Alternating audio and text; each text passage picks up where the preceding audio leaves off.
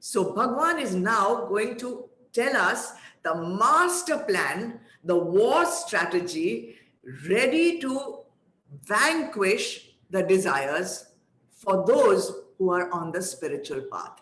Of course, Bhagwan doesn't force anyone to do anything. If you want to get rid of your desires, then you can follow his advice, and it's not compulsory also. So let's start with verse number 40, Shlok 40. And before we start, we will chant it so that it becomes cleansing for the Antakaran to chant something in Sanskrit. And these are Bhagwan's words. So always chanting Bhagwan's words helps in purification of the Antakaran and the Vani. Vasudevam Sutam Devam Kansachanuramardanam Devaki Paramanandam Krishnam Vande Jagadguru. Om Shri Paramatmane Namaha. Shlok 40. Indriyani Mano Buddhir. Indriyani Mano Buddhir. Asyadhishtanamuchyate. Asyadhishtanamuchyate. Eter vimohayatyesha.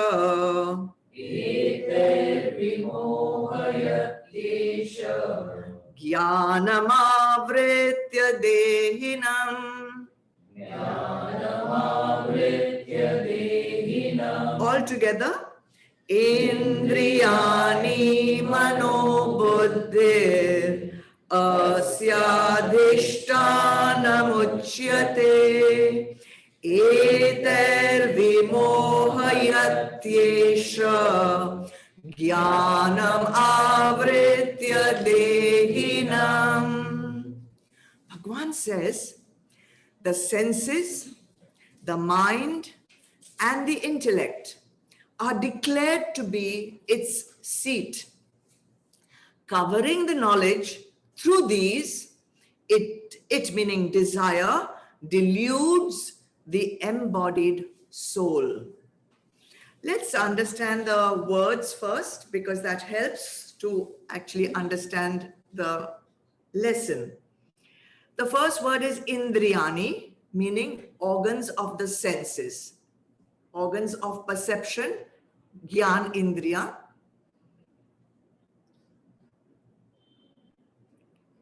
Then we have the word Mano, means mind.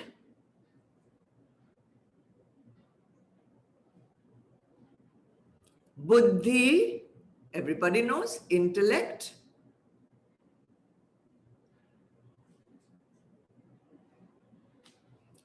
Uchyate are said to be.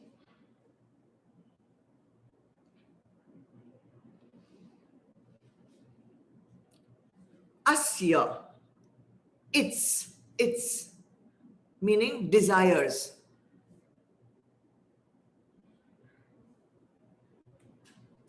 Adhishtanam, abode, seat, place, location.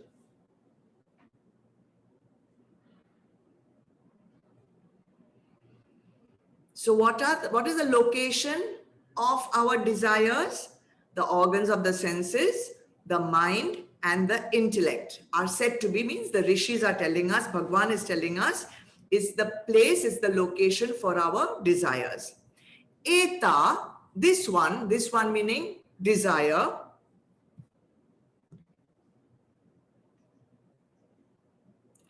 Vimohayati, deludes, hides, deludes, confuses. Dehinam, the soul.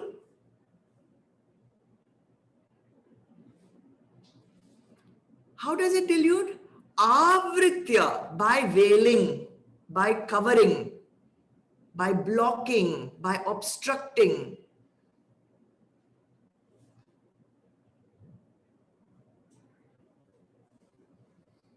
What does it obstruct? Jnanam, knowledge.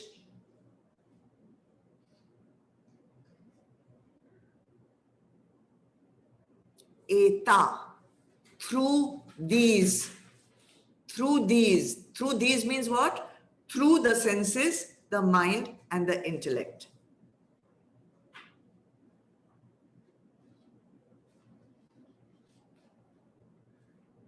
Right. So we said desire, anger, the combination. This is an enemy. And we have to fight this enemy. If you want to fight any enemy, you should know where the enemy is. You should know where the enemy camp is. Otherwise, how will you attack? So Bhagwan is giving us the location of the enemy camps. And Bhagwan says there are 3 enemy camps. See, even when we are fighting on the borders, we need to know from where the enemy, I'm not going to say the name of the enemy, but where it's coming into our LOC. So we have to know one enemy camp is here, one enemy camp is there, one enemy camp is here. We need to know that. So Bhagwan says desires are also camped in 3 places. What are they? Indriyani, Mano, Buddhir. In the senses, in the mind, and in the intellect. 3 locations are there. We have to fight at 3 stages. Now we already knew from last time that Rag and Dvesh is the beginning. It is starting from our Prakriti. It has come from lifetimes of sanskars. We are carrying Rag and Dvesh as part of our Prakriti. But where is it all, coming together and creating desires and all that? So the first location, senses, Indriyani, all right? And it is disguised. See, the enemy doesn't always come, it comes in some disguise and all. So it's coming as a disguise in Rag and Dvesh. Okay, the enemy here is taking the disguise of Rag and Dvesh. It's the first enemy camp. Likes and dislikes. Starts just simply, innocently as likes and dislikes. We don't even realize, oh, what's the big deal? I like this, I don't like this. But don't be fooled, don't be deluded. It's an enemy which has entered in disguise. Now, likes and dislikes are part and parcel of our Prakriti. What can we do about it? We can't get rid of it. Even animals have likes and dislikes, right? And they show it through their senses, like dogs. They drool. When they see something, the Pavlov's conditioned response is there. They hear a bell, they think of food, and they start drooling immediately. Cats, when they like something, they start licking. So even animals, birds, they also have likes and dislikes. So what about humans? Obviously, we also have. So for example, now if you have a favorite food, what shall we say? Chocolate. The minute you'll see that, you'll start saying, nice, I wonder which brand, I wonder which flavor, and then already your interest starts getting piqued. Or the smell of biryani cooking, or everybody's now starting to drool already.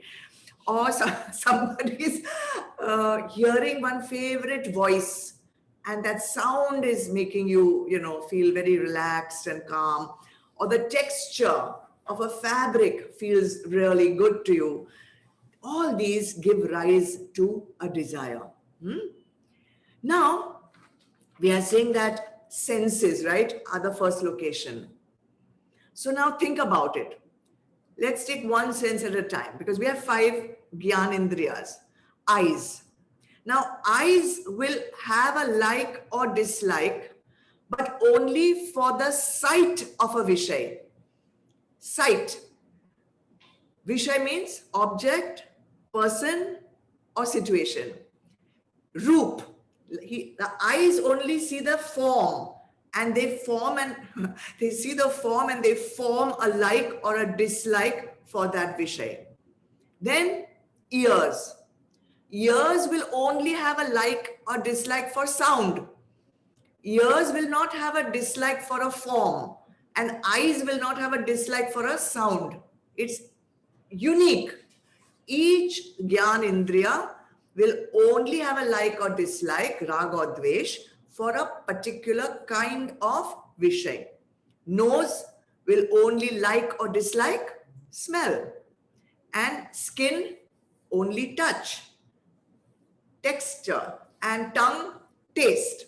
So 5 senses, 5 different areas of likes and dislikes. Okay, Roop, Shabd, Gandh, Ras, Sparsh. Okay, these are what they call in Sanskrit. Now, interestingly, in Viveka Chudamani, Bhagwan Adi Shankaracharya explained how these likes and dislikes are dangerous for animals, birds, plants. A fish, for example, he says, gives an example. Why does a fish meet its death? Because immediately it's attracted to a bait on a fishing rod. And he goes and he bites the fishing rod ka bait and he gets killed. So its downfall is caused by which Gyanendriya? Taste.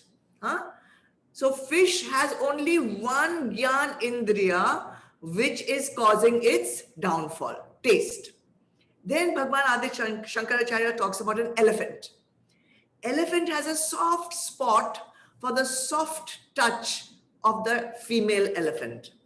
So when the hunter wants to trap the elephant, he creates the texture of a female elephant's skin and he places it in a kind of a trap. The elephant comes to touch that and falls into a big pit and he is captured. Then moth, that you must have seen many or very often, a moth is attracted to light. So sight, goes towards the light and meets its death. Deer, attracted to sound. Again, when the hunter wants to trap a deer, they play the mridangam. And with that sound, of course, now they must be having it digital, but earlier they would use the mridangam, what's it called? Mridangam. They would play that instrument, the deer would come and get trapped. And finally, fifth one, bee. The bee. Bee gets attracted to fragrance and it goes into some, very fragrant flowers. And the more fragrant the flowers, the more dangerous, I think, because they are poisonous, deadly flowers. When the bee comes there and it cannot leave it, it loves that fragrance so much, the flower simply closes up on the bee. So each of these animals have one organ of perception, which is fatal, which leads to their death, which brings them down to their downfall. What about us humans? We have 5 potentially dangerous sense organs, and each one is attracted to its own vishay. The poor animal is trapped by just one indriya and one vishay. We have 5, and all 5 kinds of vishays are our potential dangers. So this is something, when we study a text and we learn something like this, what to do with this information. So this is where we pause. In your notes, if you're taking, you put one there, pause. Pause means now see, how does this apply to me? I also have 5 indriyas. Which indriya of mine gets immediately attracted to its corresponding vishay? Is it the sight? Is it the smell? Is it the sound? Is it the texture? Is it the taste? What is it? And then become aware. If you are aware, the beginning part of the battle is overcome. So think of that. Maybe all 5 are creating issues for you. Maybe 4, maybe 1. Then you can work on that. All right. So this is the first location of the desire. Where is it? In our 5 senses. Now Bhagwan